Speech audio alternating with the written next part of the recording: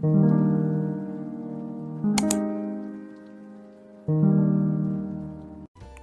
friends, welcome back to my channel, or welcome if you're new. My name's Dahlia and welcome back to Solitude. Do you guys remember this island? It's been like 3 months? 3 months?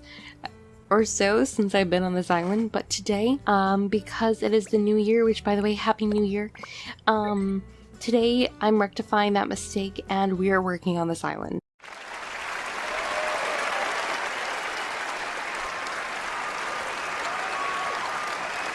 I felt like it was a good idea to come back to this island in the new year. So yeah, that's what we're working on today. I'm very excited for this build. It is a very large build because of course only I would come up with the idea of working on a very large build to come back to this island. So anyways, I hope that you guys enjoyed today's video. Make sure to like, comment, and subscribe, and become a member if you would like to support my content. And quick moment to thank all my current channel members for all of your love and support. It means the absolute world to have you guys supporting my channel. So yeah, link to all that is in the description. But yeah, without further ado, let's get started. So as you guys can tell, we're using Sprocket's house for this build, and we're also using ribots. If you guys remember a couple months ago, when I was working on this island pretty regularly, we were hunting for Sprocket because I really wanted to do a build for his house.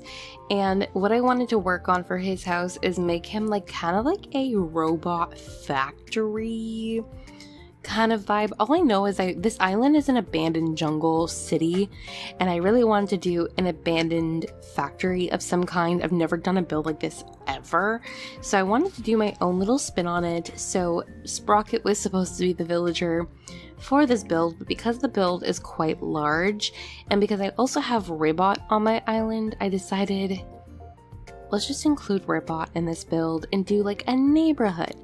I'm a genius! Because I thought that would be cute, and I have already done so much of this island, and I haven't done many villagers' homes yet, so I felt like it was a good idea to include his house. So this is probably like, I looked up like inspo pics on Pinterest, and I saw other people do their own version of like an abandoned factory on YouTube, and I kind of took inspo from them, but honestly, I wanted to do like my own thing and make this like a little bit different. So originally I was going to do like a 2-tiered neighborhood, as you can see with Ribot's house on the second cliff, but I ultimately didn't have any room to actually do anything around his house. So what I decided to do instead is I put his house directly beside Sprocket's, as you can see between the incline, and then what I'm gonna do is kind of like their houses are on the main level,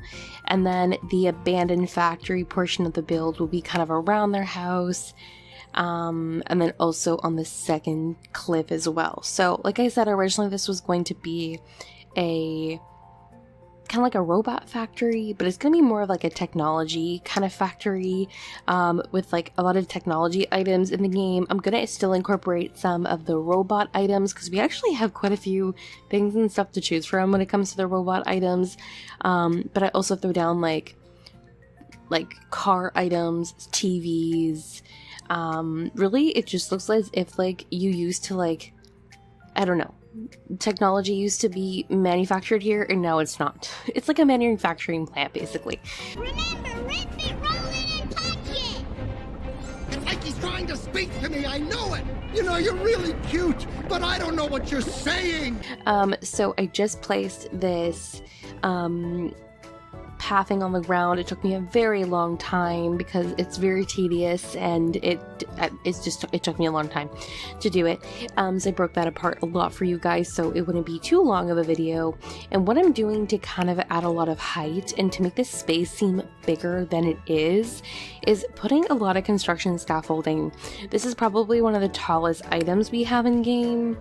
And I did originally kind of experiment with the ruined items and some of the castle items because I have been incorporating those items in this island to kind of show like the decay and like the ruin of the island over time. But because This is definitely more of a metal kind of building I'm trying to construct. I decided the construction scaffolding was the best choice, so I placed them around the entire space, also around the villagers' homes and behind them, and I think it gives a lot of height. I used the construction scaffolding in like the clear version, the orange and the gray, if I'm remembering correctly, just to kind of mix it up and give it a little bit more color. I'm still kind of getting back into the groove and the rhythm of decorating on this island, and one of my main color schemes, obviously this is an island that takes place in autumn, so I do have some oranges incorporated, but one of my main colors that I'm using are green and yellow, so you'll see a lot of green, a lot of yellow, and browns mixed into this build. A lot of rusty type items, you know, obviously. I wish we had a rusty version of the construction scaffolding, but sadly we do not. But I definitely make it work, I think.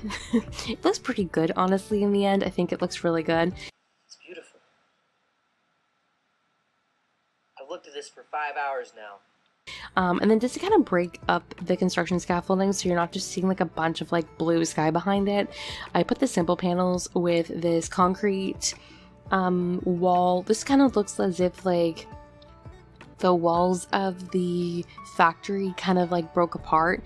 There's going to be some spaces in between, which I think is like a good way of like kind of showcasing that the walls have kind of broken down over time, and obviously like the concrete walls are like very messy and like dirty looking, so it's definitely a good way to make this appear much more in disarray than if I had left it without it. So I did put a space behind the buildings that I originally didn't, and then I put the construction scaffolding behind there as well. I did notice as I was placing this that the construction scaffolding was like going into the cliff, which I know is probably just like a glitch that's happening with all the items. But it was really annoying, so I had to find a way to kind of make that work. Okay, fine, I'm cool, I'm fine. And then I do put another incline to the left of this build. This is going to be for the next build that I do, probably in the next video. But I just wanted to kind of get that started. And I did use the red steel one again, just because I felt like it matched best with the overall build. I've been primarily using the stone incline on this island so far, or the like natural like dirt one, but I think the metal one adds a little bit more. I wish we had like an orange or a green steel incline, but you know what, it's fun to kind of like mix and match and like try something different, so I think it looks really good. And then I'm moving the construction scaffoldings backwards for this particular spot, just so that the cliff isn't like cutting into it. I don't know, I try to fix it, it wasn't working, so it's fine. And then to cover out the rest of my cliffs around here, I'll be putting more simple panels, you know, at this point I didn't even know how I was going to decorate the actual entirety of this factory. Like I started with the robot arm and some conveyor belts, just because I thought like, oh, I could do like a very long conveyor belt with like robots and stuff, like the tin robot item and stuff like that. But I just, it kind of fell apart from there because like I didn't want it to be boring. This is so boring! You know, like I didn't want this entire build to just be a bunch of robots and conveyor belts. So I do use a ton of trash items, some cardboard items, tangled cords, the oil barrels. I put the oil barrels, the bathtubs, next to the two villagers' homes because I felt like it added like that illusion of like the, you know, like at the top of a factory, there's always like that smoke coming out.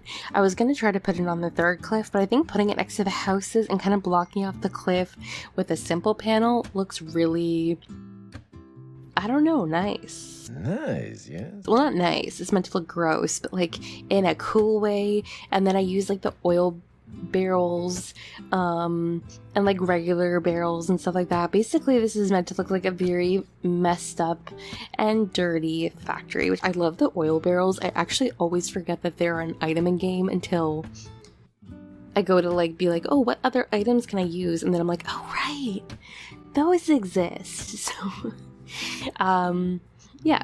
Anyways, like I said, this is gonna include more than just the robot items. I even debated using that like giant transformer robot as like an item, but that item is like so obnoxiously big, it would have taken up way too much space. So I decided to compromise and use the tin robots instead. But I do have like little sections that are kind of themed. Like this is an area that has a lot of like car items, and then there's another area that's gonna have like some TVs turned on, and it kind of looks like they're breaking apart. And it's really good. I like it. I like it a lot. I like it. And then just to kind of break up the cliff so you can't see it, I put some retro transportation stops along the edge to kind of act like a metal wall. And I do this on both sides of the villagers' homes. And yeah, really, it wasn't hard decorating this build once I kind of had my aesthetic kind of established. It was more so like choosing where each item went. It was definitely probably the thing that took me the longest, because I honestly could have just threw a bunch of stuff down and been done, but I wanted to be a little bit more deliberate so that when you come to this build, when you visit it for the DA, which I'm hoping to finish by like the beginning of February, here's hoping, we'll see, you know what this build is. You know that, oh yeah, this is like an electronics factory, a manufacturing plant or something like that, that is obviously like abandoned, even though there's villagers living in it. And then to add more height to this space, I do put a couple of jail bars. I wanted to incorporate the fence item in this build as well, but they just didn't. Like, they weren't included. Not because I didn't want to, just because like when it came down to it, I had enough height with the other items that I had, and that was basically it. I'm really still very happy with this. Obviously there's more things I could add and move around, but towards the end I was glitching and lagging pretty hard. So not like crazy. This is probably not the most laggy build I've ever done, but it definitely has its moments. When you visit, you'll notice. But it's okay. It's okay. It's like I always say, if you're not lagging, you're not trying hard enough. I feel like I should get that on like a mug or something. Because I feel like that's become my slogan. If you're not lagging, you're just not trying.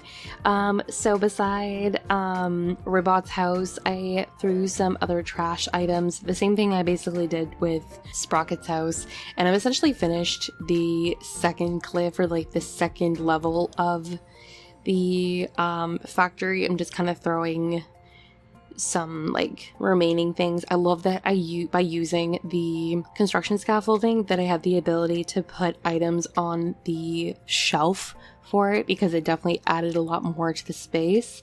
And yeah, I'm basically done with this part. But then what I'm gonna do is, because it's a neighborhood and because there are villagers living here, I decided to also include a small little sitting area. I keep it very simple for this sitting area. All I knew was that I wanted like a table with some chairs for them. I was originally going to do like a bonfire kind of build to act as if like the villagers area around their house is kind of like, I don't know, on fire. Not like on fire. Okay, you'll see what I mean when I put it down, but like I wanted there to be like a little sitting area with like a campfire of some kind. Kind of like, you know, like people who gather around like a campfire to keep warm when like it's a cold street kind of aesthetic. Huh? What? I used the leap campfire and I just put it beside their houses. I put one of each.